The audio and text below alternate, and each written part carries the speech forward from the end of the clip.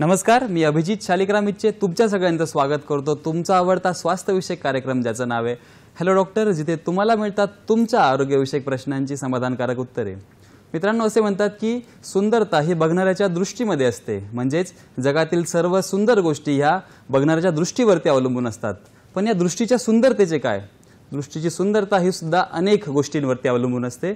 दृष्टीची सुंदरता अवलंबून असते डोळ्यांच्या वेगवेगळ्या रंगांवरती। दृष्टीची सुंदरता अवलंबून असते डोळ्यांच्या ठिकाणी असणारे वेगवेगळे वलय म्हणजेच मंडल यांच्यावरती, आणि दृष्टीची सुंदरता अवलंबून असते डोळ्यांच्या ठिकाणी असणारे पटल यावरती, आणि सर्वात मुख्य म्हणजे दृष्टीची सुंदरता अवलंबून असते डोळ्यांच्या निरोगीतेवरती। म्हणजेच तुमचे डोळे जर सुंदर आहेत तर तुमचे डोळे हे निरोगी आहेत, कारण डोळ्यांना होणारे सर्वच आजार हे अतिशय गंभीर किंवा तीव्र स्वरूपाचे असतात, आणि यातून निर्माण होणारे परिणाम हे सुद्धा अतिशय गंभीर किंवा तीव्र अशा स्वरूपाचे असतात।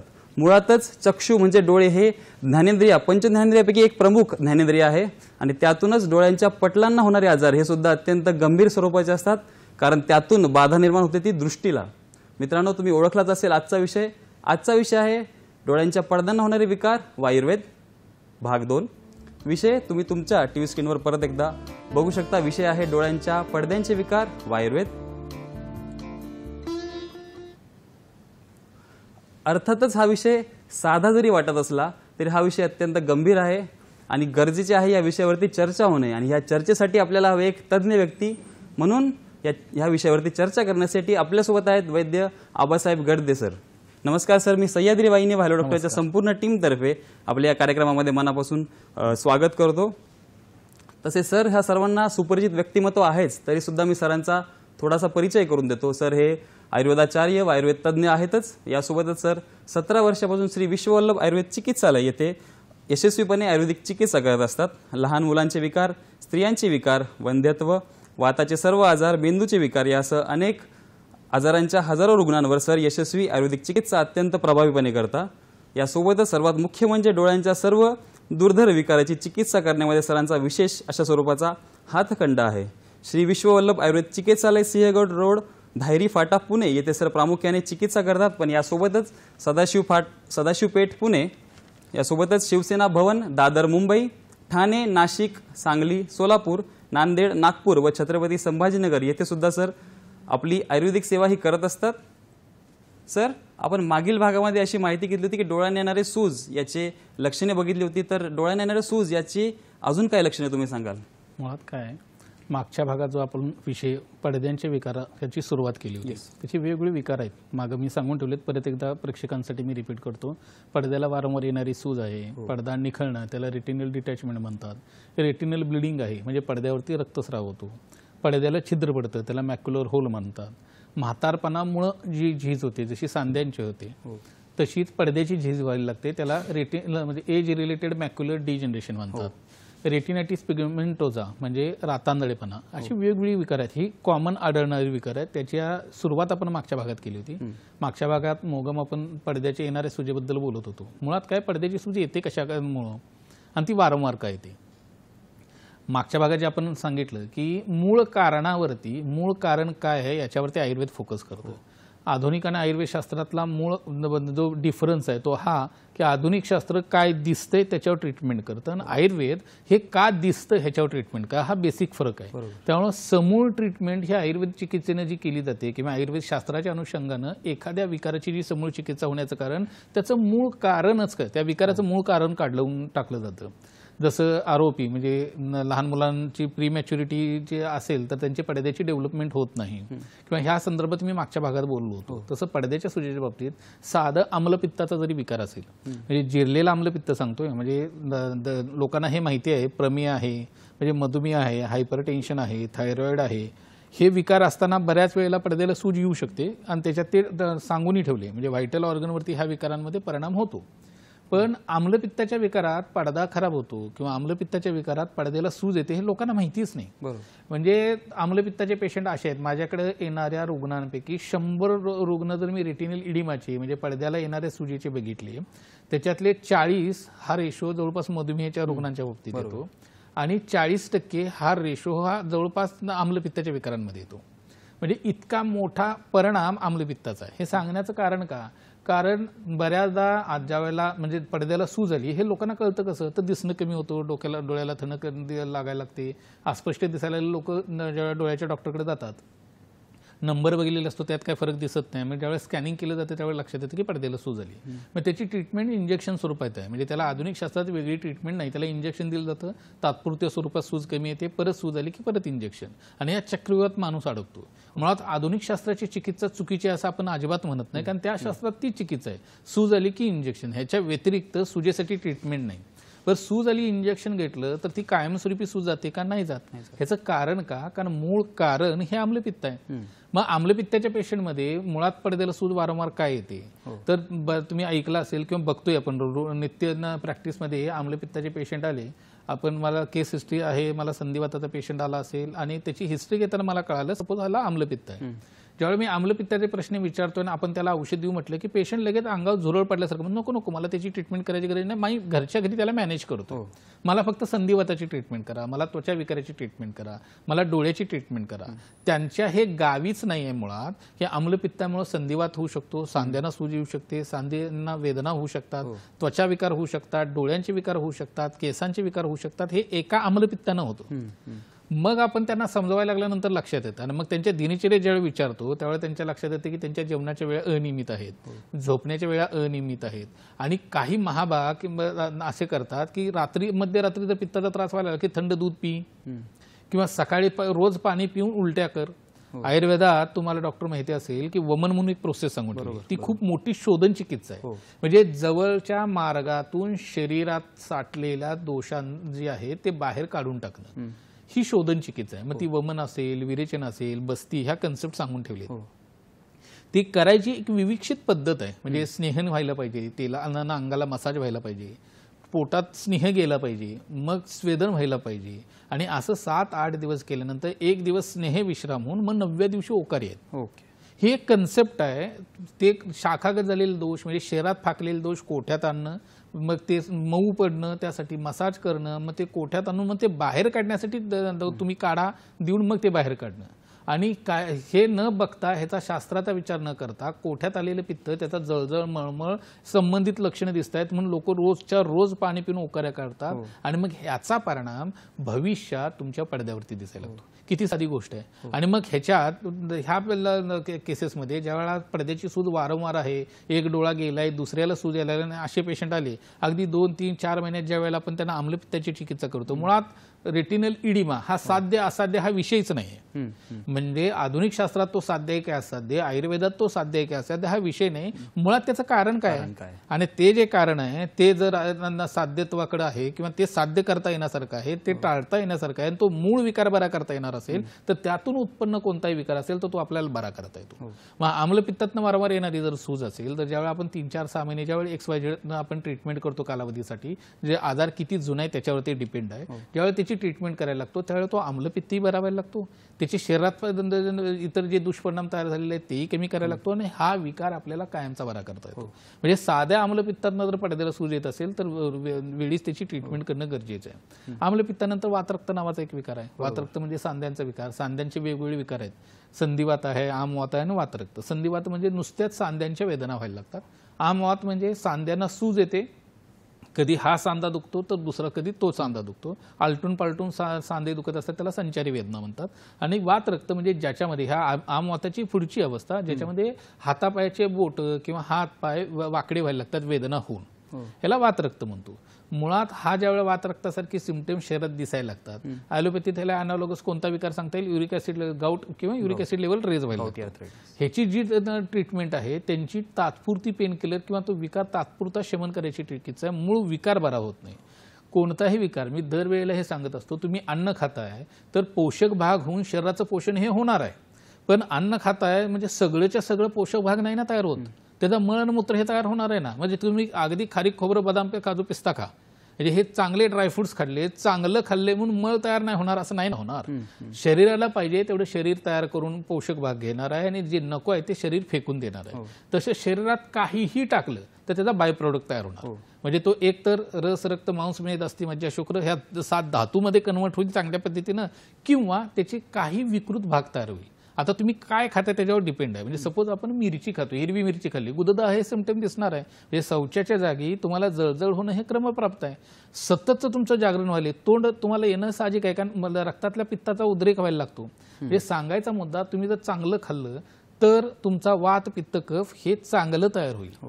वात पित्त कफ हे तुमच्या पचन काळात तयार होणारी गोष्ट आहे, ती काय कुठून आभाळातून येणारी गोष्ट नाही. तुम्ही जे चांगलं चुंगलं खाल ती पचन काळात, म्हणजे ज्यावेळी जेवण करता त्यावेळेला कफाचा उद्रेक म्हणजे कफाची उत्पत्ती आहे. ज्यावेळेला अन्न पचन काळ आहे त्यावेळेला पित्ताचं उत्पत्ती सांगून ठेवली, आणि ज्यावेळेला सार किट्टे विभाजन होणार आहे त्यावेळेला वाताची उत्पत्ती सांगली. हे ज्यावेळी तुम्ही विकृत खायला लागता, म्हणजे तळलेलं खाताय, चायनीज खाताय, बाहेरचं खाताय, आंबवले खाताय, ह्या गोष्टी खायला लागल्यानंतर जो अन्न खाल्ल्यानंतर जो कफ तयार होईल तोही खराब होणार आहे. अन्न पचताना जे पित्त तयार होईल तेही खराब होणार आहे. आणि मळ आणि मूत्र वेगळं होताना जे सारकिट्ट विभाजन म्हणतो त्यावेळेला जो वात तयार होईल तोही खराब व्हायला लागणार. मग वात रक्त होण्यामागचं कारण तुमची जे जेवणाची अनियमितता आहे, दिनचर्येची अनियमितता आहे, तुमचं नॉनव्हेज खाणं खूप मोठ्या प्रमाणात आहे, उष्ण खाणं खूप मोठ्या प्रमाणात आहे, तुमचा व्यायामच नाही, ह्या सगळ्या मूळ कारण शोधावं लागेल ना. हे कारण शोधलं की मग वात रक्ताना जसं सांध्यांना सूज येते, वात रक्त नावाच्या जसं सांध्यांच्या विकारांमध्ये संधी शुल्क किंवा संधी शोथ हे सिम्पटम दिसायला लागतं, तसं पडद्यालाही सूज यायला लागते. आणि मग ज्यावेळेला हा वात रक्त भरावा लागतो त्यावेळेला आपल्याला पडद्याची सूज सहजगत्या कमी करता येते. म्हणजे हे लोकांना हे सांगण्याचा मुद्दा, हे साधे साधे आजार आहेत. आता हे काही नसताना मोठ्या विकारांमध्ये होतं. म्हणजे पडद्याला सूज वारंवार बऱ्याचदा हायपरटेन्शनमध्ये येऊ शकते, रक्तवाहिन्यांमध्ये ब्लॉक बसतो, जसं हृदयात ब्लॉक बसतो तसं बऱ्याच पेशंटमध्ये पडद्याला रक्तप्रवाह करणाऱ्या ज्या रक्तवाहिन्या आहेत त्याच्यामध्ये गुठळी झालेली असते. मग त्याच्यामध्ये गुठळी झाली की पुढच्या पडद्याला, त्या जिथं गुठळी झाली त्याच्या पुढच्या भागाला रक्तप्रवाह होतच नाही. मग बऱ्याच वेळेला एक तर पडद्यावरती रक्तस्राव होतो किंवा पडद्याला सूज यायला लागते. मग अशा वेळेला तो पडद्याचा विकार आहे का? नाही. जर रक्तवाहिनीमध्ये गुठळी होती आणि पडद्याला सूज यायला लागली तर तो रक्ताचा दोष आहे ना. बरोबर आहे ना. आता हार्ट अटॅक येतोय, हार्ट अटॅक आल्यानंतर अँजिओप्लास्टी झाली, अँजिओप्लास्टी झाल्यानंतर परत हार्टसाठी काय करतायत? काहीच नाहीत करत ते. त्यांना इकोस्प्रिन सारखी XYZ औषधं जी रक्त पातळवायची दिली जातात की हे मेंटेन करा. बरं, हे घेऊनही भविष्यात परत अँजिओप्लास्टी करायची वेळ येतेच की. बरोबर. म्हणजे मुळात काय करतोय आपण, ती शक्यता कमी करायसाठी त्या ज्याच्यामुळे जे काय दिसते त्याच्यावर ट्रीटमेंट करतोय. पण जी रक्तवाहिन्याच्या मध्ये ज्या गुठळ्या होत आहेत, रक्ताच्या ज्या गुठळ्या होत आहेत त्या होऊच नाही, ह्याच्याची जर ट्रीटमेंट केली गेली तर सूजच नाही येणार आहे. मग ह्याची ट्रीटमेंट करताना मात्र लिव्हर म्हणजे यकृताची ट्रीटमेंट करावी लागते. बऱ्याच वेळेला मग आता मला प्रश्न पडत, ह्यांना लोकांना प्रश्न पडतो की आयुर्वेदिक ह्याच्यामध्ये करत असताना पडद्याची सूज आहे, तुम्ही लिव्हरचं काय सांगत बसलाय? तर मूळच कारण असं आहे की रक्ताची उत्पत्ती लिव्हरमध्ये यकृतात आहे. जर त्या यकृताचं लिव्हरचं फंक्शनच कमी झालं असेल तर क्वालिटी नाही का खराब होणार? म्हणजे जर तुम्हाला ताप आला असेल तर तुम्हाला मग सांगितलं की तुम्ही अर्धा किलो मटण खा, नाही होणार आहे. म्हणजे भूक मंदावलेली असते. आयुर्वेदात म्हटलं देह इंद्रिय मनसंताप म्हणजे ताप आहे. म्हणजे अंग गरम झाले म्हणून आयुर्वेद ताप मानत नाही. मनाचा संताप व्हायला लागला तर समजावं की ताप आहे. म्हणजे आता लोकांना वाटतं अरे मनाचा संताप म्हणजे काय? तर बऱ्याच असं होतं की आवाजही सहन होत नाही. आणि ताप आल्यानंतर जो ताप आलाय आणि चायनीज खातोय, जो ताप आलाय आणि गाडीवर चला फेरपटका मारू अशी भावना होती, त्याला ताप कसा म्हणणार ना आपण? अंगाचा देहश्मा वाढला म्हणजे आयुर्वेद ताप मानत नाही. बरोबर. तर मग ज्या वेळेला काही नकोसं वाटायला लागतं, आवाज नकोसं वाटायला लागतो, पडून राहावं असं वाटायला लागतं, चिडचिड व्हायला लागते, ह्या सगळ्या गोष्टी मनाशी संबंधित असतील आणि मग अंगाचं टेम्परेचर आहे, काहीच करायची इच्छा होत नाही, उदास वाटते, ह्या सगळ्या गोष्टींचा ज्वरामध्ये विचार केला जातो. बरोबर. आता बऱ्याचदा हे काहीच नसतं. म्हणजे मानसिक म्हणजे हे खरं तर चर्चा दुसरीकडे सरकते पण तरी हे गरजेचं म्हणून सांगतो. मानसिक विकार बऱ्याचदा आमच्याकडे असं होतं की म्हणजे मानस रोगाची चिकित्सा करणारे आधुनिक शास्त्राचे बरेच डॉक्टर बसलेत, पण आमच्याकडे एखादी बाई आलेली असते, येते पाळीच्या आजारासाठी, औषध पाळीच्या आजाराची देतो आणि बाई बरी होते ना, नवरा पुढच्या वेळी म्हणतो डॉक्टर तुम्ही काय औषध दिले की बाई माझी बायको माझी शांत झाली. आपण स्वभाव शांत व्हायचं औषध दिले का? नाही दिलेले. मुळात कशाची ट्रीटमेंट केली असते? ज्वराची. म्हणजे हिस्ट्री घेताना त्या बाईनं मला कुठेतरी सांगितलं असतं की मागे ताप येऊन गेलाय, मग पाळीच्या तक्रारी चालू झाल्यात आणि मग पाळीच्या तक्रारीची ट्रीटमेंट न करता मी त्या तापाची चिकित्सा केली. तर तापाची चिकित्सा केली की पाळीच्या तक्रारी गेलेत आणि जी बाईची चिडचिड वाढली होती ती बंद झाली. म्हणजे जे मागाशी मी सांगितलं देह इंद्रिय मनसंताप, मनाचा संताप म्हणजे चिडचिड होणं किंवा रागराग होणं किंवा नकोसं वाटणं, उदास वाटणं, हे मनाशी संबंधित लक्षणं आहेत. हेही ज्वरातले आहेत. म्हणजे किती मोठा होलिस्टिक अप्रोच आयुर्वेदातला आहे. तसं ह्या गुठळ्यांचं वर्णन करताना गुठळ्या काय होतात? रक्तात दोष आला. तो रक्तात दोष आलाच का? तर तो लिव्हरमुळे आहे. लिव्हर यकृताचं फंक्शन कमी न झालं असेल किंवा त्याचं फंक्शन चांगलं होत नसेल, ज्या क्वालिटीचं रक्त तयार व्हायला पाहिजे ते होताना दिसत नाही आणि मग त्याच्यात गडूळता येणं. म्हणजे ह्याला दुसरं उदाहरण देता येईल, डबक्यातलं पाणी असल्यानं वाहतं नदीचं पाणी आहे. नदीचं पाणी हे स्वच्छ निर्मळच बघायला मिळेल, भले खाली शेवाळ जमू दे, पण वरचं पाणी हे निर्मळच बघायला मिळेल. डबक्यातलं पाणी मात्र किडे आधी सुरुवातीला स्वच्छ दिसल्यानंतर किडे व्हायला लागतील त्याच्यात. हा जो फरक आहे ना, तसं जर रक्ताची क्वालिटी म्हणजे यकृताचं फंक्शन खराब व्हायला लागलं, लिव्हरचं फंक्शन खराब व्हायला लागलं, तर रक्ताची क्वालिटी खराब व्हायला लागते, रक्तातलं पित्त कमी व्हायला लागतं, रक्तातलं स्निग्धता कमी व्हायला लागते आणि रक्त घट्ट होऊन गुठळ्या व्हायला लागतात. मग ह्याची चिकित्सा करताना मात्र आपल्याला लिव्हरची चिकित्सा करायची. तर हे जसं आपण रक्ताच्या गुठळ्यांच्या बाबतीत यायला लागतं, त्या अनुषंगानं आपल्याला वेगवेगळी कारणं आहेत, ज्याच्यात आपल्याला पडद्याची सूज येऊ शकते आणि त्याची आपल्याला ट्रीटमेंट ही त्या अनुषंगानं करता येऊ शकते. अर्थातच ही चर्चा अशीच सुरू राहणार आहे, पण आता मात्र वेळ झाली एका छोट्याशा विश्रांतीची. तुम्ही कुठेही जाऊ नका, बघत राहा तुमचा आवडता कार्यक्रम हॅलो डॉक्टर.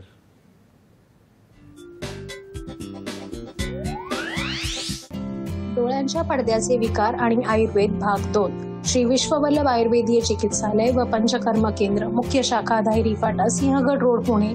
इतर शाखा पुणे, मुंबई, ठाणे, नाशिक, सांगली, औरंगाबाद, नांदेड, सोलापूर, नागपूर.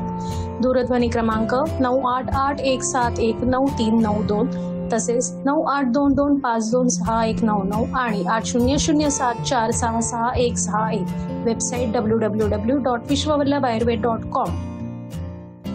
डोळ्यांच्या पडद्याचे विकार आणि आयुर्वेद भाग 2. श्री विश्ववल्लभ आयुर्वेदीय चिकित्सालय व पंचकर्म केंद्र, मुख्य शाखा धायरी फाटा, सिंहगड रोड, पुणे. इतर शाखा पुणे, मुंबई, ठाणे, नाशिक, सांगली, औरंगाबाद, नांदेड, सोलापूर, नागपूर. दूरध्वनी क्रमांक 9881719392 तसेच 9822526199 आणि 8007466161. Website www.vishwavallabhayurved.com. स्वतः उभ्या केलेल्या उद्योग व्यवसायाच्या माध्यमातून स्वतःसाठी नवी क्षितिजे शोधणाऱ्या स्त्रियांच्या मुलाखतींवर आधारित मालिका DP म्हैसकर फाउंडेशन प्रस्तुत आकाश पेलताना. प्रसारण दर शनिवारी रात्री 8:30 वाजता आणि पुनःप्रसारण दर रविवारी सकाळी 9:30 वाजता दूरदर्शनच्या सह्याद्री वाहिनीवर. डोळ्यांच्या पडद्याचे विकार आणि आयुर्वेद भाग 2.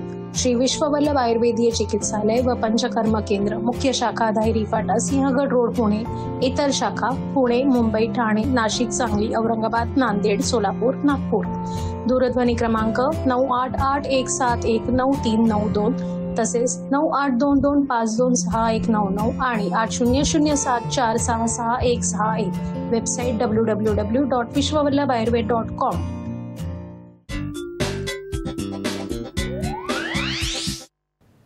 ब्रेकनंतर तुमच्या सगळ्यांचं परत एकदा स्वागत. आपण विषय बघत होतो डोळ्यांच्या पडद्यांचे विकार व आयुर्वेद. आपल्यासोबत तज्ज्ञ म्हणून आहेत वैद्य आबासाहेब गडदे. तर सर, तुम्ही लिव्हर किंवा यकृत याच्या पॅथॉलॉजीबद्दल काही सांगत होतात, तेही चर्चा आपण इथे सुरू ठेवूया. हे जसं मगाशी मी सांगितलं की रक्तात गुठळी आहे आणि ती लिव्हरशी किंवा यकृताशी संबंधित विकार असेल तर ते होत असतं. बऱ्याच आपण बघत असतो की मेंदूमध्ये रक्तस्राव झाला आहे. मेंदूमध्ये रक्तस्राव झाला असेल तर त्याची ट्रीटमेंट करताना वाताची ट्रीटमेंट सांगून ठेवली. म्हणजे वाताची ट्रीटमेंट ह्या अर्थ की रक्तस्राव झाल्याने पक्षाघात झाला, म्हणजे पॅरालिसिस बसलाय. तर आता दोन भिन्न गोष्टी आहेत. रक्तस्राव म्हटलं की रक्तपित्त हे डोक्यात येतं रुग्णांच्या, म्हणजे वैद्यांच्या, आणि पक्षाघाता वातविकार आहे आणि पक्षाघातात विरेचन सांगून ठेवले. म्हणजे आता जसं गंमत अशी आहे, पडद्याला सूज आलेली आहे, रक्तस्राव झाला आहे पडद्यावरती, कशामुळे? गुठळीमुळं. आणि अशात आपण ट्रीटमेंट करताना बऱ्याचदा पक्षाघातासारखी करावी लागते. मग पक्षाघाताची ट्रीटमेंट ही लिव्हरच्या अनुषंगाने आहे, म्हणजे विरेचन हे त्यात महत्त्वाचं सांगून ठेवले. जर अशा रुग्णांमध्ये आपण विरेचन करायला लागलो, पोटात तूप द्यायला लागलो, पोटात तूप देऊन 8व्या दिवशी 9व्या दिवशी जुलाबाचं औषध द्यायला, किंवा नित्य विरेचन ही कन्सेप्ट आहे. म्हणजे रुग्णाचं, म्हणजे आयुर्वेदात असं सांगून ठेवलं, ट्रीटमेंट ही व्यक्तिपरत्वे बदलते. म्हणजे सपोज ताप आहे, तापाचं औषध XYZ एका म्हणजे 4 रुग्ण आले तर 4ही रुग्णांच्या तापाचं औषध वेगळं असू शकतं. आम्लपित्ताचे पेशंट 4 आले तर 4ही पेशंटच्या आम्लपित्ताची औषधे वेगळी असू शकतात. कारण रोगाचं बळ काय आहे, तो विकार किती वर्षांपासून आहे, रोगाची प्रकृती काय आहे, ती सिम्पटम कोणत्या ऋतूत जास्त उत्पन्न होत आहेत, ह्या विकाराची कोणकोणत्या स्रोतस किंवा अवयवाच्या अनुषंगाने लक्षणं उत्पन्न झाली, त्या अनुषंगाने औषधाचा डोस, औषधाचा काळ, औषधाचं अनुपान वेगळं असू शकतं. अनुपान म्हणजे कशासोबत औषध घ्यायचं ती गोष्ट. हे जसं सांगतोय ना, तसं प्रत्येक व्यक्ती परत्वे ट्रीटमेंट ही वेगळी असू शकते. म्हणजे काही लोकांना आपण विरेचन देऊ शकतो, काहींना बस्ती असते. मुळात दोष कोणता आहे लिव्हरचा, तर लिव्हरच्या अनुषंगानं हे आपल्याला ट्रीटमेंट करावी लागते. हे जसं आम्लपित्ताच्या बाबतीत सांगितलं, हे जसं तुम्हाला रक्तात गुठळ्या झाल्यात लिव्हरच्या हिशोबाने सांगितलं, जसं वात रक्ताच्या अनुषंगानं सांगितलं, तसं बऱ्याच वेळेला क्रोनिक कॉन्स्टिपेशन असताना सुद्धा आपल्याला पडद्याला सूज वारंवार येताना दिसते. मग बऱ्याचदा असं होतं की तुम्ही ऐकलं असेल की हार्ट अटॅक आला की 1 ते 2 पेशंट तर आपल्याला असे भेटतातच. शौचाला गेलाय, शौचाला खूप जोर देत होता आणि मग त्यानंतर छातीत पेन व्हायला लागलं, नंतर लक्षात आलं की हार्टचा इम्पॅक्ट आलाय किंवा हार्ट अटॅक सारखी लक्षण दिसायला लागलीत. मुळात हे होतं कशामुळं? क्रोनिक कॉन्स्टिपेशन हे म्हणजे कोठ्यात मोठ्या आतड्यात ज्यावेळी वात मोठ्या प्रमाणात वाढायला लागतो किंवा मोठ्या आतड्याची हालचाल कमी व्हायला लागते. परत हे हालचाल करणारं कोण आहे? परत हे हालचाल करून घेणार कोण आहे? तर लिव्हर आहे. दरवेळेला आपण म्हणत असतो, म्हणजे जसं मी मागाशी सांगितले की काहीतरी आपण खाल्लंय तर त्याचा काहीतरी बाय प्रोडक्ट तयार होणार आहे. तसं रक्त तयार होताना एक फेन भाग म्हणून तयार होतो, त्याच्यापासून फुफ्फुस बनतात, आणि किट्ट भाग मळ भाग तयार होतो, त्याच्यापासून आतडी बनतात. तर त्याचा परिणाम ह्या आजाराच्या अनुषंगाने आपल्याला लक्षात घ्यायला लागतो. यासोबतच आता एक फोन येतोय. मारुती बोलताय सांगोल्यावरतून. नमस्कार मारुती, तुम्हाला आवाज येतोय? आवाज येतोय. नमस्कार, बोला. Yoga sir. हा नमस्कार. योगा सर, माझा प्रश्न असा आहे, हा माझं वय 60च्या पुढं आहे. बर आणि डोळ्यानं एका डोळ्याची लेन्स बसवली आहे, बर दुसऱ्या डोळ्याला काही दिसत नाही. बर आता चालू बर म्हणजे ज्या डोळ्याला लेन्स बसवल्या त्या डोळ्याला दिसत नाही की दुसऱ्या डोळ्याला दिसत नाही? नाही, लेन्स बसवल्या डोळ्यात दिसतं या, बर दुसऱ्या डोळ्याला दिसत नाही. दुसऱ्या डोळ्यानं काही दिसत नाही. मग डोळ्याच्या डॉक्टरला दाखवलं का? मोतीबिंदू आहे म्हणून सांगितलं होतं का? सांगितलंय, दुसऱ्याचं बी ऑपरेशन करा म्हणते ते. मग केलं नाही? हा, मग तुमचं आयुर्वेदिक काय औषधानं जर होत असेल तर आपण बघू म्हणलं. नाही, सांगतो मी तुम्हाला. नाही केलं. धन्यवाद. सांगतो. कसं आहे, मुळात ह्याला लिंगनाशी म्हणतात. हो. ह्याला ही जी कॅटरॅक्ट गोष्ट आहे, ह्याला जे आयुर्वेदानुसार जे आयुर्वेदाचे सर्जन आहेत त्याला अश्रुश्रुत म्हणतो आपण. त्यांनी ह्याची चिकित्सा शस्त्रकर्म ही सांगून ठेवली. सुरुवातीच्या अवस्थेत असेल तर औषधाचे, सुरुवातीला ह्या अर्थे म्हणतोय आपण. मोतीबिंदू म्हणजे काय? तर शरीरातली झीज किंवा वयोमानाने शरीरात डोळ्यात लेन्समध्ये होणारे बदल आहेत. सुरुवातीचे ह्याला ज्या वेळेला वातविकार असेल, वाताचा प्रकोप आहे, पित्ताचा प्रकोप आहे किंवा कफाचा प्रकोप आहे, त्याच्यामुळे ते डिजनरेशन होत असेल. इनिशियल स्टेज असेल तर आपल्याला रसायन चिकित्सा, दोष शमन करणारी चिकित्सा, अंजन आणि काही आच्छोदन आहे ज्याच्यातून डोळ्यातल्या दोषांचं निरण, जसं आपण मगाशी आता विषयाच्या अनुषंगानंच आहे, विरेचन आहे म्हणजे पोटातले दोष शौचाच्या मार्गातून बाहेर काढणार आहे. हे जसं करतो तसं आच्छोदन, अंजन ह्या आयुर्वेदात 2 प्रोसेस अशा सांगून ठेवलेत, जे कोठ्यातले दोष जसे बाहेर काढतो तसे डोळ्यातले दोष बाहेर काढतात. म्हणजे त्यांना नेत्रस्राव हे सिम्पटम दिसतं. बऱ्याचदा लोक म्हणतात की अरे औषध फार झोमते, ते त्यासाठी दिलेले आहे. त्याशिवाय झोमल्याशिवाय ते डोळ्यातनं बाहेर पाणी येत नाही आणि दोष कमी होत नाहीत. तर इनिशियल स्टेजला हे केलं की आपल्याला ते बऱ्याचदा त्याचा फायदा होताना दिसत असतो. सगळ्याच केसेसमध्ये होत नाही. पण आता जे सांगोल्याच्या पेशंटनी फोन केला होता त्यांना दिसायचं बंद झाले, म्हणजे बऱ्यापैकी मोतीबिंदू पिकलाय. ह्या अवस्थेत फार शक्यता कमी असते की कुठल्याही शमन किंवा औषध चिकित्सेनं बरे होईल. शस्त्रकर्म करणं गरजेचं आहे आणि ते लवकरात लवकर करून घ्यायला पाहिजे. कारण ऑलरेडी तुमचं जर दिसणं बंद झाले आणि जर तुम्ही अजून टाळत राहिला तर बऱ्याच वेळेला ग्लॉकोमा म्हणजे हा विकाराचं पूर्ण पर्यवसन हे काचबिंदूत होत असतं. त्यामुळे लगेच एकतर पुण्याला आला तरी चालणार आहे, आपल्या इथे त्याचे शस्त्रकर्म करता येऊ शकतं किंवा इतर ठिकाणी जवळच्या कोणत्याही डॉक्टरकडे जाऊन लवकरात लवकर शस्त्रकर्म करून घेणं किंवा सर्जरी करून घेणं हे गरजेची गोष्ट आहे. ह्याच्यात टाळून चालणार नाही. तसं ओघात आता मगाचा जो विषय आपला राहिला की पक्वाशयाला स्टिम्युलेशन कोण देतं? पक्वाशयाची मुवमेंट जी आहे, जसं हृदयाचं पंपिंग आहे, जसं हार्टबीट म्हणतो, तसं आतड्याची जी हालचाल होते त्याला पेरिस्टाल्सिस म्हणतो आपण. ते पेरिस्टाल्सिस होते कशामुळे ना, कुणीतरी त्याला स्टिम्युलेट करायला पाहिजे. ते स्टिम्युलेशनचं जे काम करतं ना ते लिव्हर करतं.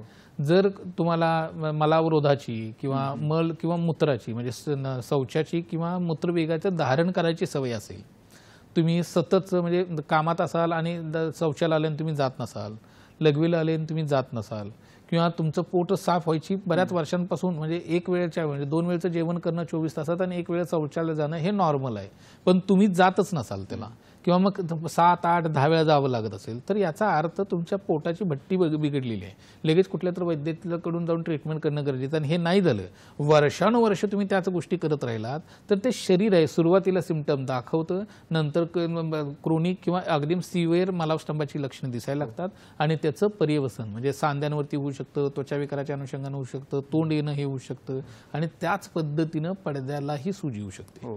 थोडक्यात मुद्दा पडद्याच्या सूजेबद्दल मागच्या भागातही बोललोय, आत्ताही बरेच बोलतोय.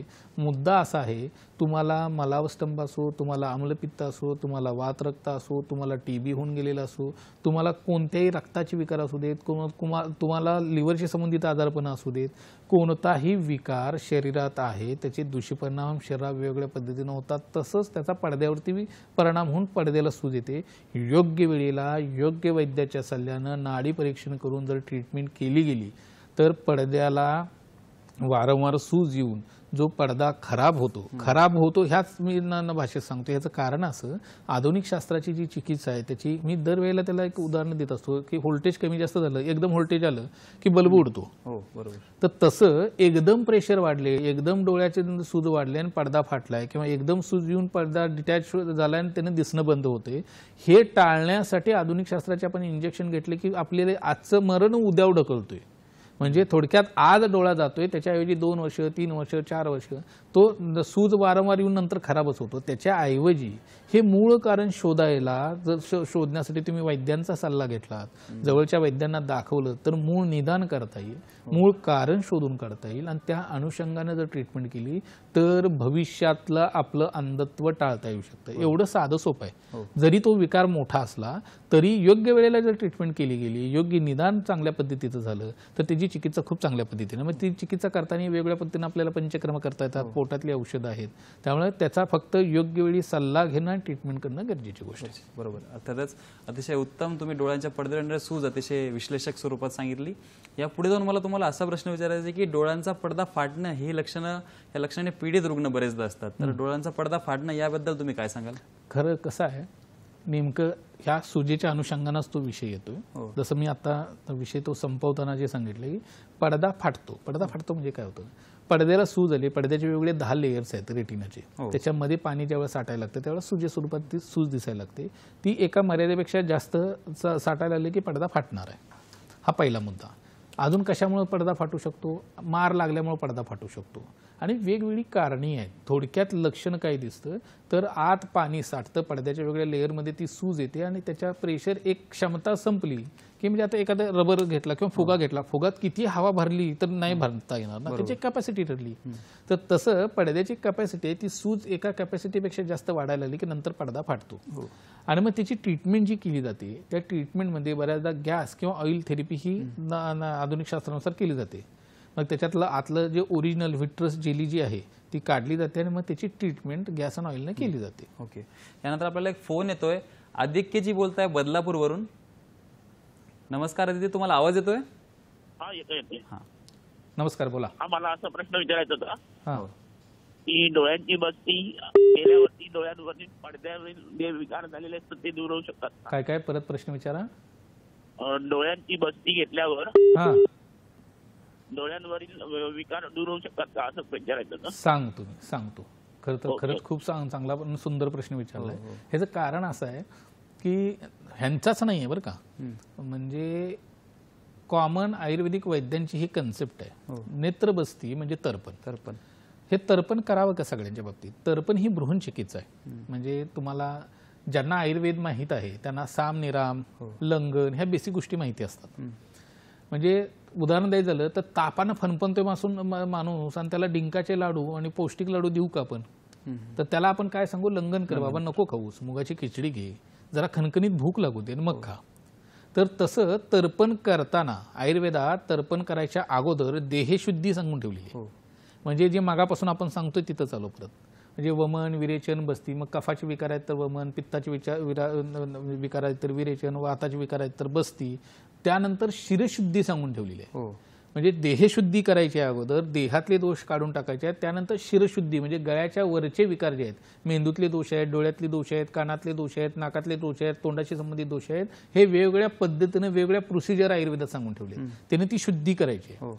आणि हे सगळं केल्यानंतर हे का करायचं आहे, कारण जसं मी आता मागच्या आणि आजच्या भागात सांगतोय की मूळ कारण वेगळंच आहे, काहीतरी आम्लपित्त आहे, वात रक्त आहे, अमुक आहे, तमुक आहे, ह्या गोष्टींचा परिणाम शरीरात दोष साठतायत, त्या दोष साठले की त्याचा परिणाम डोळ्यावरती होतोय आणि मग डोळ्याला XYZ काहीतरी लक्षण किंवा विकार उत्पन्न होतोय.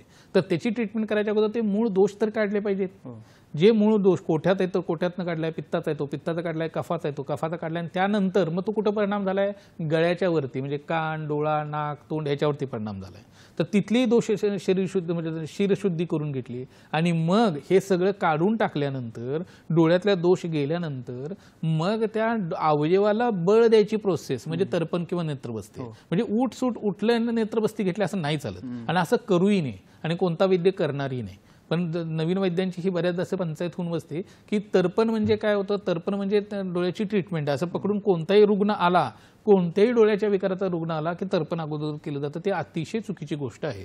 त्यामुळे देहशुद्धी व्हायला पाहिजे, शिरशुद्धी व्हायला पाहिजे आणि मग विकारानुरूप आपल्याला ट्रीटमेंट तर्पणाची करावी लागते. हा पहिला मुद्दा. दुसरा, काही विकार असे आहेत की ज्याला तर्पण निषिद्ध आहे. म्हणजे सामता अशी असते डोळ्यांची किंवा डोळ्यात दोष ह्या पद्धतीचे असतात की त्याच्यात तेल तूप सोडता लगेच येत नाही.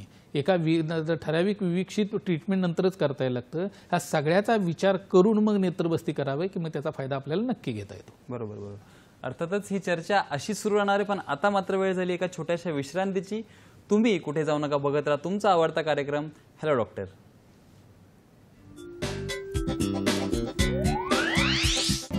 डोळ्यांच्या पडद्याचे विकार आणि आयुर्वेद भाग 2 श्री विश्ववल्लभ आयुर्वेदीय चिकित्सालय व पंचकर्म केंद्र, मुख्य शाखा दाहेरी फाटा, सिंहगड रोड, पुणे. इतर शाखा पुणे, मुंबई, ठाणे, नाशिक, सांगली, औरंगाबाद, नांदेड, सोलापूर, नागपूर. दूरध्वनी क्रमांक 9881719392 तसेच 9822526199 आणि 8007466161. Website www.vishwavallabhayurved.com. डोळ्यांच्या पडद्याचे विकार आणि आयुर्वेद भाग 2 श्री विश्ववल्लभ आयुर्वेदीय चिकित्सालय व पंचकर्म केंद्र, मुख्य शाखा दाहेरी फाटा, सिंहगड रोड, पुणे. इतर शाखा पुणे, मुंबई, ठाणे, नाशिक, सांगली, औरंगाबाद, नांदेड, सोलापूर, नागपूर. दूरध्वनी क्रमांक 9881719392 तसेच 9822526199 आणि 8007466161. Website www.vishwavallabhayurved.com.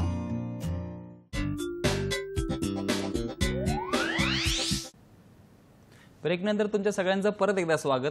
आपण बघत होतो डोळ्यांच्या पडद्यांचे विकार व आयुर्वेद व आपल्यासोबत तज्ज्ञ म्हणून आहेत वैद्य आबासाहेब गडदे सर. यासोबत सर आपण आता माहिती जाणून घेत होतो डोळ्यांच्या पडदा फाटण्याविषयी. तर डोळ्यांच्या पडदा फाटण्याविषयी आपण अजून काय सांगाल? जसं हे जरा तर्पणाचं बोलतो मग पडद्या फाटण्यावरती येतो. जसं आता मागाच्या ब्रेकच्या अगोदर प्रश्न विचारला होता की तर्पण योग्य व्यक्तीनं करणं म्हणजे डोळ्याचा आजार गेला, एखादा दोष गेला की बळ वाढण्यासाठी करावं. फक्त हे वैद्यांच्या सल्ल्यानं करायला पाहिजे. वैद्यांचा सल्ला न घेता, नेत्ररोग तज्ज्ञांचा सल्ला न घेता स्वतः तर्पण करायला म्हणून वैद्यांकडे कुठल्याही जाऊ नकात. वैद्यांनी तपासले, विकारानुरूप त्यांनी शुद्धी करून घेतली आणि मग तर्पण केले तर त्याने नक्की बेनिफिट होतील आणि त्याचा फायदा फारसा होताना दिसत नाही. मग विनाकारण आपण त्या तर्पणाला, त्या प्रोसिजरला दोष द्यायला लागतो की मी तर्पण केलं, मी नेत्रबस्ती केलं आणि मला फायदाच झाला नाही. असं नको व्हायला म्हणून हे सांगून ठेवलं. आता आपण पडद्याच्या फाटण्याकडे येऊ. जसं मी मागाशी म्हणतो की त्याला ट्रीटमेंट आहे ऑइल अँड गॅस थेरपी.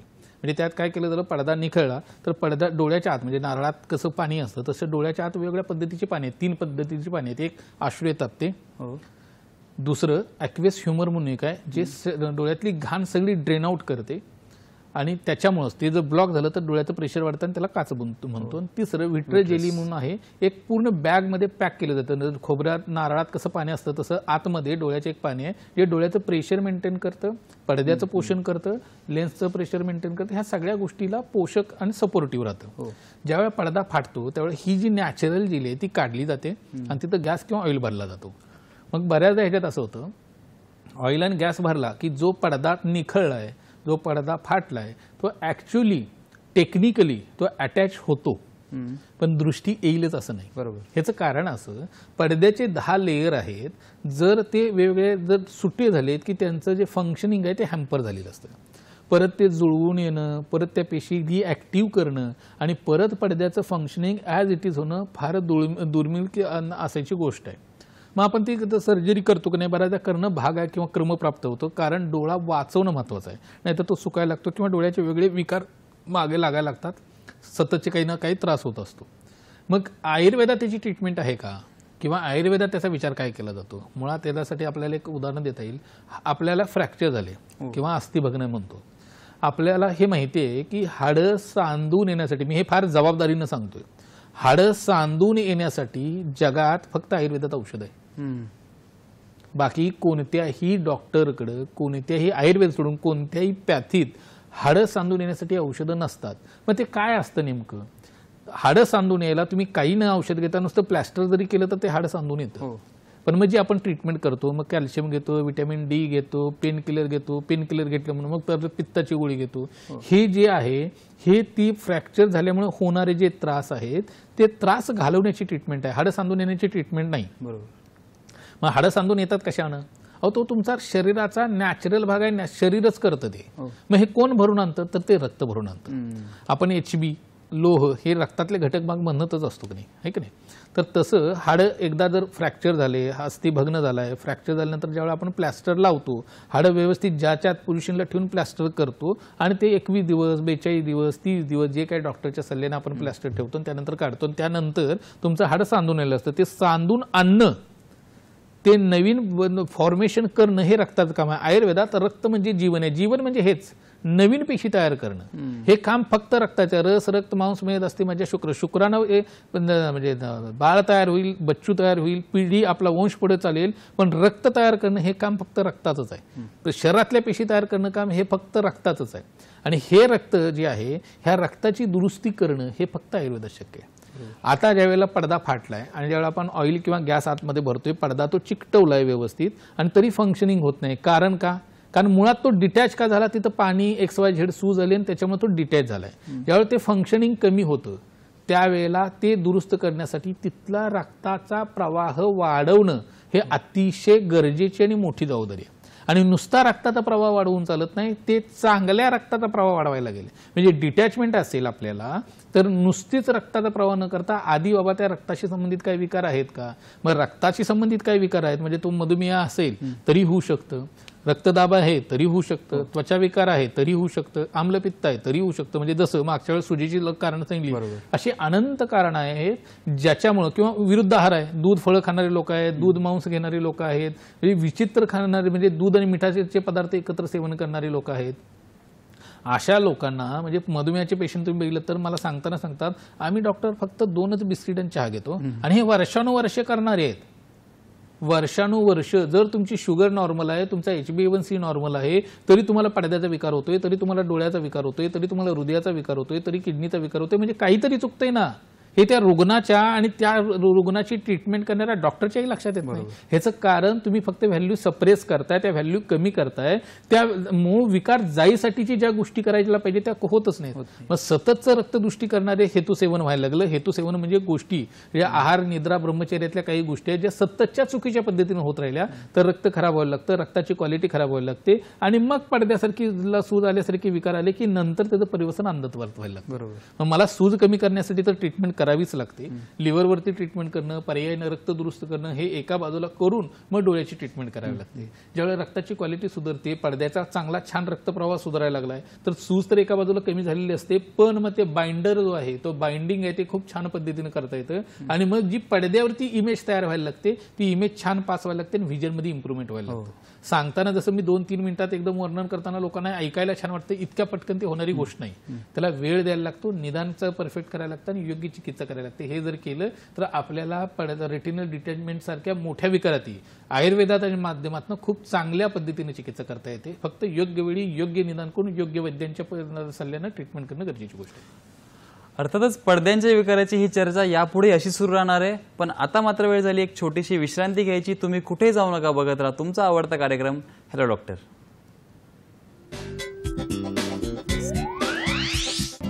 डोळ्यांच्या पडद्याचे विकार आणि आयुर्वेद भाग 2. श्री विश्ववल्लभ आयुर्वेदीय चिकित्सालय व पंचकर्म केंद्र, मुख्य शाखा धायरी फाटा, सिंहगड रोड, पुणे.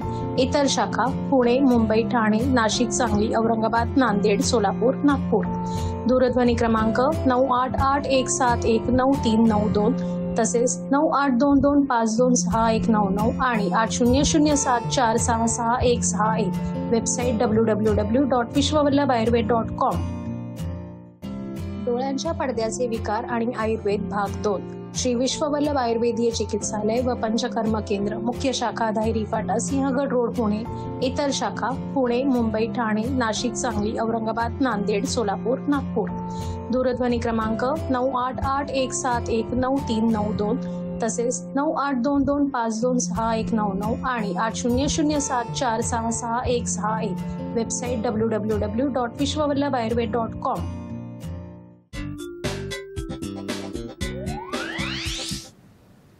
ब्रेकनंतर तुमच्या सगळ्यांचं परत एकदा स्वागत. आपण बघत होतो डोळ्यांच्या पडद्यांचे विकार व आयुर्वेद. आपल्यासोबत तज्ज्ञ म्हणून आहेत वैद्य आबासाहेब गडदे सर. सर, आपण डोळाचा पडदा फाटणं याबद्दल माहिती घेत होतो, तर डोळ्याचा पडदा फाटणं याबद्दल तुम्ही अजून काय सांगाल? जसं मी मगाशी सांगितलं की कोणतीही कारणं असू देत, शरीरात एखादा विकार खूप दिवस पडून राहिला याचा अर्थ तुम्ही त्याला जपताय, त्याला बरं नाही करत. आपण जी जनरली आधुनिक शास्त्राची औषध घेतो, आम्लपित्ताची आहेत, पोट साफ होण्यासाठी आहेत, गॅसेससाठी आहेत, त्वचा विकाराची आहेत किंवा वातरक्ताची आहेत, ह्याची औषधं ही टेम्पररी तो आजार मेंटेन करतो. असं होतं का कधी की शुगरची औषधं घेतली तर तो बराच झालाय किंवा हायपरटेन्शनची औषधं घेऊन बराच झालाय? असं नाही होत. बऱ्याचदा आयुर्वेदिक औषधानं त्याच्या यशस्वी चिकित्सा करता येते, कारण त्याचं मूळ कारण आपण शोधतो. तसं मागाशी जी रेटिनल डिटॅचमेंटच्या बाबतीत सांगत होतं, तर मूळ कारण रक्तदृष्टीचं शोधलं तर आपल्याला पडद्याची डिटॅचमेंट ही थांबवता येते. किंबहुना झाली असेल, सर्जरी झाली असेल आणि दिसत नसेल तर त्याची व्हिजन वाढायसाठी खूप चांगल्या पद्धतीने मदत करता येते. मुळात मग ही जी ट्रीटमेंट करताना काय काय करायला लागतात, तर सगळ्यात महत्त्वाचं, कोणत्याही रक्तदृष्टीमुळं, कोणत्याही यकृताच्या विकारांमुळं शरीरावरती पर्यायानं डोळ्यावरती परिणाम झाला असेल आणि मोठे विकार आले असतील तर सगळ्यात अगोदर दिनचर्या दुरुस्त करावी लागते.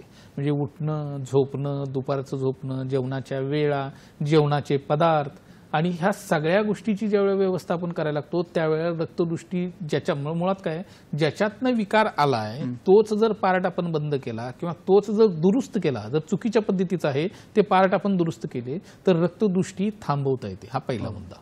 एकदा म्हणजे सपोज तुम्ही दुपारी झोपताय, त्याने रक्तदृष्टी होते, रात्री जागरण करताय, रक्तदृष्टी होते, अध्यशन करताय. अध्यशन म्हणजे जेवणावरती जेवण आहे. एक जेवण झाल्यानंतर 6 ते 8 एकदा बोन ऑसिफिकेशन कंप्लीट झालं, वय वर्षे 21 पुरुष, वय वर्षे 18 स्त्रिया, एकदा ही वयाची 8 निघून गेली. जनरली आपण म्हणतो की लहान मुलांना वाढत्या अंगाला खाना 4 वेळेला, तसं बोन ऑसिफिकेशन कंप्लीट झाल्यानंतर, हाडाची वाढ पूर्ण झाल्यानंतर 2 वेळा नाश्ता, 2 वेळा जेवण गरजेचं नाही. 2 वेळेला जेवण गरजेचं आहे आणि तर भूक हे करून सुद्धा भूक लागली तर नाश्ता करू शकता. पण गरज नसताना खायला लागलो तर त्याचा परिणाम रक्तावरती यायला लागतो. त्याच पद्धतीनं ज्या वेळेला आपण वयाच्या वेगळ्या स्टेजमध्ये तुमची दिनचर्या वेगळ्या पद्धतीनं आखलेली गेली पाहिजे. म्हणजे तुम्ही 18-21 वर्षापर्यंत 4 वेळा खाताय, मधल्या वयात तुम्ही 2च वेळा खाताय आणि भूक लागल्याने एकदा खाताय आणि 45 नंतर एक भूक तर राहताय. म्हणजे जर कुणी आध्यात्मिक वेगळे ग्रंथ हिंदू धर्मात वाचत असेल तर बऱ्याचदा त्याचे काही ग्रंथांचे नियम असे आहेत की सकाळचं जेवण एकदा, संध्याकाळी भाजकं खायचं किंवा म्हणजे जेवायचंच नाही, एक भूक तर राहावं लागतं. तर असं 45 नंतर वयाच्या वेगळ्या अवस्थेत करावं लागतं. तसंच आपल्याला ह्या आजारांच्या बाबतीत जर तुमची दिनचर्या बिघडली असेल आणि काय कोणत्या दोषानं काय बिघडले हे बघून मग ती दिनचर्या व्यक्तिनुरूप आपल्याला ती सेट करायला लागते. ते सेट केली की मग रक्तदृष्टी होणं थांबतं. पण मग साठलेल्या रक्ताचं काय? हे जसं बऱ्याचदा मी दरवेळेला उदाहरण देतो की स्पंज जर एखाद्या बादलीत किंवा पाण्यात बुडवला तर स्पंज काय करतो, पाणी ॲब्झॉर्ब करतो. तसं शरीरातल्या त्या अन्नवह स्रोतसात, महास्रोतसात किंवा कोठ्यात दोष पडून पडून पडून राहायला लागले तर शरीर ॲब्झॉर्ब करतं. तर ते शरीरातले जे फाकलेले दोष आहेत, शरीरात ॲब्झॉर्ब झालेले दोष आहेत ते काढणं आणि ते काढल्यानंतर परत रक्त तयार व्हायची प्रोसेस दुरुस्त करणं, ह्या सगळ्या माध्यमातून ट्रीटमेंट करणं गरजेची गोष्ट आहे. म्हणजे पहिल्यांदा दिनचर्या दुरुस्त करणं आलं, त्यानंतर पथ्य आलं, पथ्यानंतर शरीर शुद्धी आली, शरीर शुद्धीनंतर मग शमन चिकित्सा आणि मग परत नेत्रासाठीच्या काही शोधन चिकित्सेचा पार्ट येतो. म्हणजे आपण जसं वमन विरेचन बसते आहे हे केले, पत्त्याचा आहार चालू केला आणि हे सगळं सेट झाल्यानंतर मग डोळ्यावरती वेगळे लेप आहेत, म्हणजे ओल्या वनस्पतीचं वाटण करून लावलं जातं, चूर्णांचं वाटण करून लावलं जातं, वेगवेगळे तेल, काढे, दूध, तूप सिद्ध केले जातं वेगवेगळ्या औषधांना. मग रक्तदृष्टी कोणत्या पद्धतीची आहे, ती रक्तदृष्टी आम्लपित्तामुळे झाली, वातरक्तामुळे झाली, मलावस्तंभामुळे झाली, लिव्हरमुळे झाली, XYZ त्याचं मूळ कारण काढून मग ते औषध सिद्ध करून ती डोळ्यावर धार सोडली जाते, कपाळावरती धार सोडली जाते, कपाळावरती लेप लावले जातात, स्नेहस्वेदन करून बस्ती दिली जातात, वेगवेगळे पायाचे लेप आहेत, वेगवेगळे चेहऱ्याचे लेप आहेत. मग ह्या सगळ्या गोष्टींचा वापर करून मग आपल्याला त्या स्थानिक अवयवाशी संबंधित ट्रीटमेंट करून मग आपल्याला त्या पडद्याची ताकद वाढवणं, तो इम्पल्स पास करणं आणि मग इमेजमध्ये सुधारणा व्हायला लागणं, हे टप्प्याटप्प्यात करावं लागतं. फक्त मूळ आजाराची ट्रीटमेंट करताना मूळ दोष काय, हेतू सेवन काय, ह्या सगळ्या गोष्टीचा जर विचार करून आपण केलं तर मग आपल्याला ट्रीटमेंट चांगल्या पद्धतीनं करता येऊ शकते. हो, बरोबर बरोबर. यातून मी पुढचा प्रश्न तुम्हाला असा विचारेल सर की डोळ्यांच्या पडद्याच्या ठिकाणी होणारा रक्तस्राव याबद्दल तुम्ही काय माहिती द्याल? हे एकमेकाशी संबंधितच आहे. जसं पडद्यावरती ताण आलाय तर रक्तवाहिन्या ताणल्या जातात आणि रक्तवाहिन्या ब्रेक होऊन मग रक्तस्राव व्हायला लागतो. म्हणजे रक्तस्राव होण्याची कारणं वेगळी, म्हणजे बऱ्याचदा पडद्याची सूज आहे, रक्तवाहिन्या तुटल्याने रक्तस्राव झालाय, गुठळ्या रक्तवाहिन्यांमध्ये गुठळ्या झालेत, सप्लाय पुढचा हॅम्पर झालाय, किंवा रक्तवाहिन्याची गुठळी झाली आणि मागची रक्तवाहिनी ब्रेक होऊन रक्तस्राव झालेला आहे, मार लागलाय तरी पडद्यावरती रक्तस्राव होऊ शकतो. हायपरटेन्शन म्हणजे उच्च रक्तदाब असेल किंवा मधुमेहाच्या रुग्णांमध्ये वर्षानुवर्षे ते विकार जोपासले जात असतील तरी रक्तस्राव होतं. म्हणजे वर्षानुवर्ष मग मी हे विचारलं की मला रुग्ण म्हणतात जोपासले जातात, असं कसं काय म्हणता तुम्ही? खरंच आहे ना, जोपासलं, आज विकार जोपासलाच जातो आपल्याकडून. आयुर्वेद आणि आधुनिक शास्त्रातली मेक हीच आहे की समूळ विकार बरा करण्यावर फारसा किंवा भर दिलाच जात नाही. जसं मधुमेहाच्या रुग्णांमध्ये घ्या, मी दरवेळेला सांगतोय, खेडोपाड्यातली माणसं असू देत, एकदम अशिक्षित ते शहरातली सुशिक्षित असू देत, खरं तर सुशिक्षित म्हणावं का नाही इथूनपासूनचा प्रश्न आहे. कारण म्हणजे सांगण्याचं कारण, अशिक्षित ते सुशिक्षितपर्यंत असा एकही व्यक्ती नाही ज्याला मधुमेह झालाय, ज्याला प्रमेह झालाय, ज्याची BSL जी व्हॅल्यू आहे ती वाढली आणि तो विदाऊट औषध थांबते. फार रेअर केसेस असतील, पण तरी सुद्धा तुम्हाला वृक्काचे, किडनीचे, हृदयाचे, डोळ्याचे, मेंदूचे, लिव्हरचे, आतड्याचे विकार येतातच ना, येतात का नाही? हे येण्यामागचं कारण काय, त्या व्हॅल्यू सप्रेस करतो. व्हॅल्यू सप्रेस करायला लागलो की ते कुठं ना कुठं त्याचं रिफ्लेक्शन दिसायला लागतं. म्हणजे बऱ्याच वेळेला तो हृदयावरती इम्पॅक्ट होतो, बऱ्याच वेळा किडनीवरती येतो, बऱ्याच वेळा तो डोळ्यावरती यायला लागतो. मग ह्या रक्तातलं पित्त वाढायला लागलं की मग बऱ्याचदा काय व्हायला लागतं, पडद्यावरती त्याचा ब्लिडिंगच्या स्वरूपात आपल्याला दिसायला लागतं. सुरुवातीला पडद्यावरती ब्लिडिंग होतं, नंतर पूर्ण आत जी जेली असते त्याच्यात ब्लिडिंग व्हायला लागतं आणि दिसणं बंद होतं. मग त्याची ट्रीटमेंट जी आधुनिक शास्त्राने केली जाते ती लेझर केली जाते. लेझर म्हणजे काय, जिथं रक्तवाहिनी तुटली, जिथं ती ब्रेक झाली, जिथनं रक्तस्राव होते तो भाग जाळला जातो. आपण ज्या वेळेला तो भाग जाळायला लागलो की लेझरनं तो भाग जाळला की तो भाग तिथनं ब्लिडिंग होणं बंद होतं, तिथं रक्तस्राव होणं बंद होतं. काही दिवसात डोळ्यातला रक्तस्राव ऑब्झर्व पण केला जातो, दिसणं सुधारतं. पण जिथं तो आपण डाग दिलाय, जिथं ते लेझर केले, तो रेटिनाचा पार्ट परत आयुष्यात दुरुस्त होत नाही. बरोबर, जाळा म्हणजे जाळा, वेल्डिंग करतो तसं ते प्रकरण आहे. एकदा तो पार्ट जाळला तर परत तिथं रक्तस्राव व्हायचाही प्रश्न येत नाही आणि तिथं दिसायचाही प्रश्न, त्या टिश्यू कायमच्या डेड व्हायला लागतात. मग पडदा मुळातच मसुरीच्या डाळी इतका तो पडदा आहे. दिसताना आपला डोळा केवढा बघा, पडदा मसुरीच्या डाळी इतका पडदा येतो. त्याच्यावरती त्या रक्तवाहिन्या कितीशा मोठ्या असणार आहेत आणि मग तो पडद्याचा रक्तस्राव करून आपण लेझर न करतोय तो कितीचा असणार आहे. 1 वर्ष, 2 वर्ष, 3 वर्ष, 4 वर्ष, 2-5 वर्षापर्यंत ते साथ देतं. नंतर रेटिना पडद्याचा असा भाग शिल्लक राहत नाही जिथं लेझर केलेलं नाही. आणि लेझर करून अख्खा पडदा एकदा खराब झाला तर मग भगवंती ह्याच्यात दुरुस्त करू शकतो. मग आपल्याला काय करणं अपेक्षित आहे, जर मधुमेहामुळे रक्तस्राव आहे, जर उच्च रक्तदाबामुळे रक्तस्राव होते तर तो बरा करता येणार आहे का आपल्याला, तर त्या पद्धतीने ट्रीटमेंट केली पाहिजे. जर आता आयुर्वेदातच मधुमेह हा वातातला प्रकार सांगून ठेवला. आयुर्वेदात ह्याला काय म्हटलं जातं, आयुर्वेदात ह्याला प्रमेय म्हटलं जातं. प्रमेयाचे 20 प्रकार आहेत, त्यातला तो असाध्य प्रकार आहे. बाकीचे 16 प्रकार, 10 प्रकार म्हणजे कफाचे 10 प्रकार साध्य आहेत, पित्ताचे 6 प्रकार याप्य आहेत आणि वाताचे 4 असाध्य सांगून ठेवले.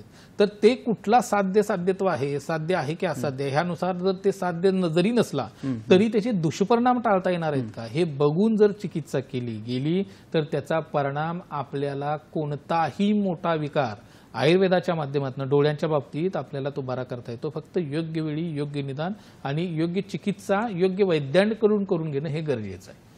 अगदीच उत्तम सर. डोळ्यांच्या पडद्यानं होणारे विकार हा विषय अत्यंत गंभीर जरी असला त्यातच तुम्ही जी माहिती दिली ती अत्यंत विस्तृत होती, अत्यंत ज्ञानपूर्वक होती व यातून नक्कीच एका सामान्य कुटुंबातील व्यक्तीला याचा फायदा होईल अशी मी आशा करतो व तुम्ही आज आम्हाला मार्गदर्शन केले याबद्दल सह्याद्री वाहिनी व हॅलो डॉक्टरच्या संपूर्ण टीमतर्फे तुमचे मनापासून आभार मानतो.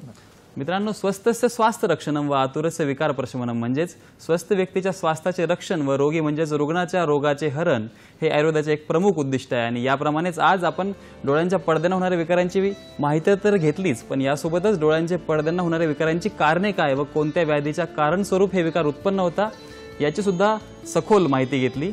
पण मित्रांनो, आता वेळ झाली तुमची रजा घेण्याची. अर्थात ही चर्चा इथे जरी संपत असली तरी आपण परत भेटणारच आहोत एका नवीन विषयासह, एका नवीन तज्ज्ञासह व काही नवीन आरोग्यविषयक सल्ल्यासह. सोबतच मी प्रार्थना करतो तुमच्या दीर्घ आयुष्याची, तुमच्या निरोगी आयुष्याची व तुमच्या सुदृढ आयुष्याची. व सोबत आपली रजा घेतो. तुम्ही बघत राहा हॅलो डॉक्टर. नमस्कार.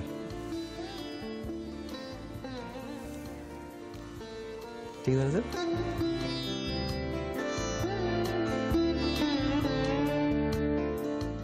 पडद्याचे विकार आणि आयुर्वेद भाग 2 श्री विश्ववल्लभ आयुर्वेदीय चिकित्सालय व पंचकर्म केंद्र, मुख्य शाखा दाहेरी फाटा, सिंहगड रोड, पुणे.